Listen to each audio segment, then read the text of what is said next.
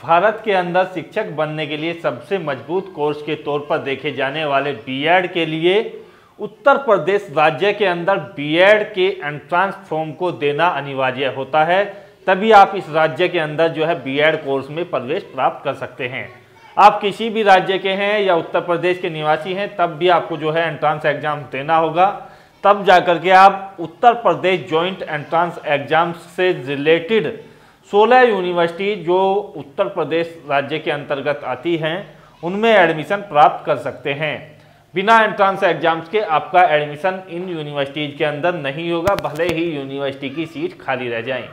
तो इस प्रोसेस को थोड़ा सा ध्यान से समझते हैं, क्योंकि यदि आप शिक्षक बनने का सपना देखते हो और इस बार बीएड करना चाहते हैं 2022 में, तो ये वीडियो आप लोगों के लिए काफ़ी जो है सहयोग प्रदान करेगी। काफ़ी बेहतर आपको जो है इस वीडियो को देखने के बाद लगेगा और आप जो है इस प्रक्रिया में आसानी से प्रतिभाग कर सकोगे और अपना एडमिशन के लिए आप जो है एक कदम आगे चल सकोगे। तो यहाँ से बात करते हैं इसकी परीक्षा फॉर्म के बारे में। परीक्षा की तिथि कब होती है, क्या इसमें चयन की प्रक्रिया होती है, सरकारी या प्राइवेट कॉलेज के अंतर्गत फ्री में एडमिशन कैसे मिल सकता है, किस तरीके से आपको जो है फीस में डिस्काउंट मिल सकता है, फ्री में एडमिशन मिल सकता है, और इसके लिए आपकी जो कट ऑफ है वो गवर्नमेंट या प्राइवेट कॉलेजों के लिए क्या रहती है, किस तरीके से एडमिशन की प्रक्रिया है।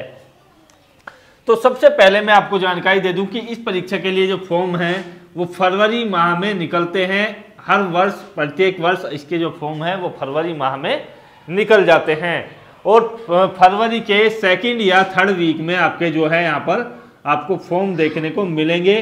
कुल मिलाकर के बात यह है कि 10 से 20 फरवरी के आसपास आपको जो है इसके फॉर्म देखने को मिल जाते हैं आमतौर पर।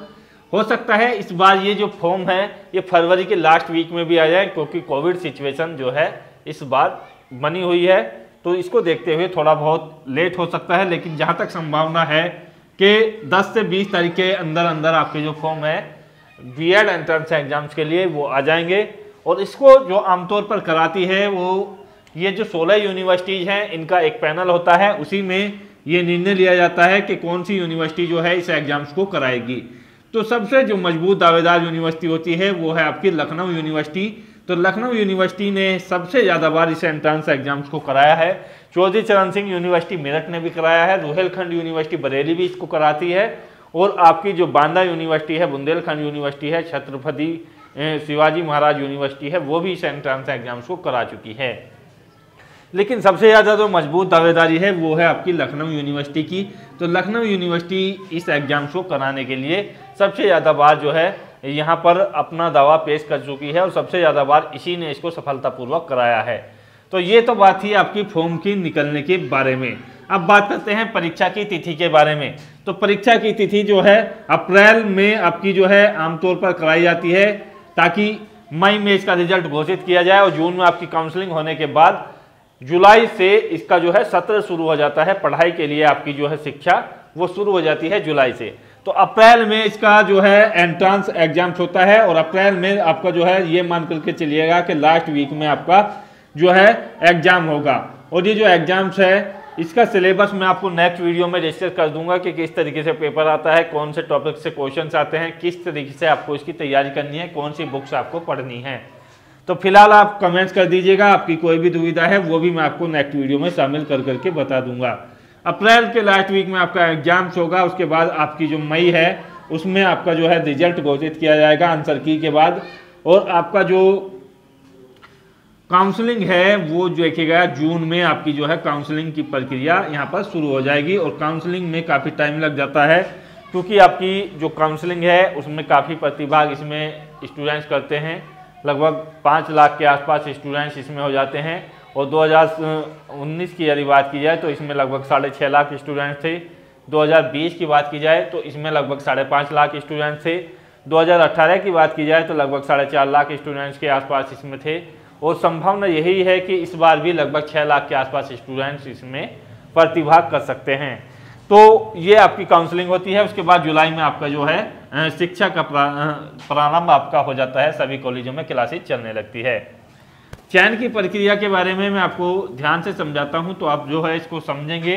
तो इसमें क्या होता है कि आपके पास जो है ग्रेजुएशन पास आप कैंडिडेट्स हैं, ग्रेजुएशन का मतलब है अंडर ग्रेजुएट यानी कि यूजी में आपके जो हैं 50% मार्क्स हैं, तो आप जो है इसके लिए फॉर्म डाल सकते हैं। ग्रेजुएशन आपके पास होना चाहिए, कम से कम 50% मार्क्स होने चाहिए। यदि आप कैंडिडेट्स हैं एससी या एसटी तो आपके लिए 45% मार्क्स तक चल जाएगा। या आपकी किसी कंडीशन में ग्रेजुएशन में 50% मार्क्स नहीं है और आपने जो है यहाँ पर किया हुआ है पोस्ट ग्रेजुएशन यानी कि पीजी, और आपके जो मार्क्स हैं पीजी में 50% हैं, तो भी आप जो है इन एंट्रेंस एग्जाम्स को दे सकते हैं और बीएड में आपका एडमिशन हो जाएगा। तो कुल मिलाकर के बात ये होती है या तो यूजी में हो या आपकी पीजी में हो, 50% आपके होने चाहिए। एससी या एसटी के लिए 45% है, यूजी या पीजी किसी एक में आपके होने चाहिए। तीसरी बात यह है कि आप जो है अपीयरिंग स्टूडेंट्स है। अपीयरिंग का मतलब ये है कि आप जो है यहाँ पर ग्रेजुएशन के अपीयरिंग में है या पोस्ट ग्रेजुएशन के अपीयरिंग में है, तो आप जो है इसके लिए फॉर्म डाल सकते हैं। यदि आपके ग्रेजुएशन में मार्क्स जो है 50% है और आप जो है पोस्ट ग्रेजुएशन के अपीयरिंग में है, तो आप जो है केवल ग्रेजुएशन से ही अपना फॉर्म भरें, पोस्ट ग्रेजुएशन से ना भरें, क्योंकि किसी कंडीशंस में यदि आपकी जून तक आपका एग्जाम्स नहीं होता है और आपका रिजल्ट नहीं आता है आपकी यूनिवर्सिटी के द्वारा, ज़्यादातर यूनिवर्सिटी में यही झंझट है कि जून तक उनका रिजल्ट नहीं आता है, तो वो काउंसलिंग में भाग नहीं ले सकते हैं। जब तक आपके पास फाइनल रिजल्ट नहीं होगा तो आपका एडमिशन नहीं होगा। तो फॉर्म तो अपीयरिंग में आप जरूर डाल सकते हैं, लेकिन ये गलती आप मत कर देना। तो ये आप जो है बात को ध्यान में अपने दिमाग में रखेंगे।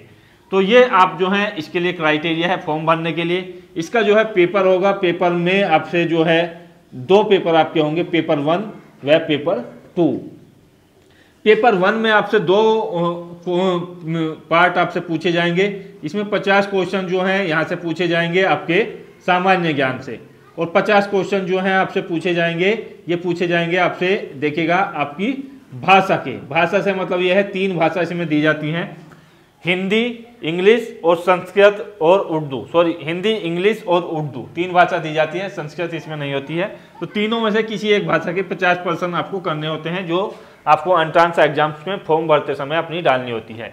दूसरा पेपर जो होता है इसमें 50% जो है आपके तर्क शक्ति के होते हैं, तर्क शक्ति मतलब रीजनिंग के आपके होते हैं, और 50 आपके जो है सब्जेक्ट के क्वेश्चंस होते हैं, जो आप ग्रेजुएशन के तौर पर लोगे। आप कॉमर्स से हैं, एग्रीकल्चर से है, साइंस से हैं, या आप जो है आर्ट वर्ग से हैं। 4 वर्गों में यहाँ पर डिवाइडेशन होता है, तो किसी भी वर्ग से आप जो है इसके लिए 50 क्वेश्चंस के लिए अपने फॉर्म में अपनी योग्यता डाल सकते हैं। ये है आपकी प्रोसेस ऑफ चयन की। तो पेपर जब आप दोगे तो मई में आपका जो है रिजल्ट घोषित किया जाएगा। रिजल्ट में आपको जो है यहाँ पर दी जाएगी 2 प्रकार की रैंक। पहली रैंक जो है आपकी स्टेट रैंक बोली जाएगी। स्टेट रैंक इसमें क्या है कि सभी कैंडिडेट्स के लिए दी जाएगी स्टेट रैंक। उसके बाद आपकी जो रैंक है वो आपकी जो कैटेगरी रैंक है वो दी जाएगी। कैटेगरी रैंक से मतलब ये है कि जो कैंडिडेट्स ऐसे हैं EWS कैटेगरी में है, OBC कैटेगरी में है, SC में है या ST में है, तो उनको ये रैंक दी जाएगी। जो किसी प्रकार का कोई आरक्षण नहीं लेते हैं उनको केवल एक रैंक दी जाएगी, स्टेट रैंक। तो ये मान करके चलिएगा स्टेट रैंक यदि आपकी जो है यहाँ पर है आपकी 100 और आपकी जो आप SC में है तो SC रैंक जो है आपकी वो भी निकल करके आएगी, और ये जो है लगभग 20 के आसपास आपको आ जाएगी। तो ये एक अनुमान है। तो इस तरीके से आपको रैंक मिलती है। अब ये बात होती है कि रैंक से एडमिशन होगा, कौन सी से होगा, किस से होगा। तो एडमिशन की जो काउंसलिंग होगी वो देखेगा यहाँ पर होगी स्टेट रैंक के अंतर्गत। स्टेट रैंक से आपको बुलाया जाएगा कि पहली 1 लाख रैंक तक वाले स्टूडेंट्स इस दिन से इस दिन तक अपनी काउंसलिंग करा सकते हैं। 1 से 2 लाख वाले के लिए अलग से डेट दी जाएगी। इसी तरीके से मतलब प्रोसेस अपने अकॉर्डिंग आप यूनिवर्सिटी करती है। तो काउंसलिंग होती है स्टेट रैंक से। एडमिशन जो होगा वो आपका होगा, देखिएगा यहाँ पर आपकी कैटेगरी रैंक से। तो कुल मिलाकर के प्रोसेस यही है कि एडमिशन आपका कैटेगरी रैंक से होगा और काउंसलिंग आपकी स्टेट रैंक से होगी। कट ऑफ की बात की जाए तो कट ऑफ में देखिएगा आप जो हैं, यदि आप सामान्य कैंडिडेट्स हैं, बिना आरक्षण वाले कैंडिडेट्स हैं, तो 400 अंकों का आपका जो है पेपर होता है। 400 अंक इसमें आपसे पूछे जाते हैं, और आपको जो है 400 अंकों में से कम यदि UR कैंडिडेट्स हैं तो आपको प्राप्त करने होंगे 270 अंक। यदि OBC कैंडिडेट्स हैं तो आपको जो है 250, SC यदि आप कैंडिडेट्स हैं तो लगभग 230, और ST यदि कैंडिडेट्स हैं तो 220 के आसपास आपको प्राप्त करने होंगे। यदि आप महिला कैंडिडेट्स हैं तो महिला कैंडिडेट्स के लिए यानी कि फीमेल कैंडिडेट्स के लिए आप जो है इसमें -20 कर सकती हैं प्रत्येक कैटेगरी वाइज। तो इस तरीके से आपकी जो कट ऑफ है ये बनती है। फ्री में एडमिशन की यदि बात की जाए तो फ्री में एडमिशन देखेगा काउंसलिंग के बाद जब ये सीटें रिक्त रह जाती हैं तो काफ़ी कॉलेजेस ऐसे होते हैं जो SC या ST कैंडिडेट्स को फ्री में एडमिशन दे देते हैं और OBC या जनरल कैंडिडेट्स का कम फीस पर एडमिशन हो जाता है। इसके लिए मैं आपको अगले वीडियो में बेहतर तरीके से प्रोसेस में आपको समझा दूंगा कि किस कैटेगरी को कैसे लाभ मिल सकता है और कितना मिल सकता है। तो दोस्तों आशा करता हूँ वीडियो बेहतर लगा होगा। जय हिंद, धन्यवाद, जय भारत।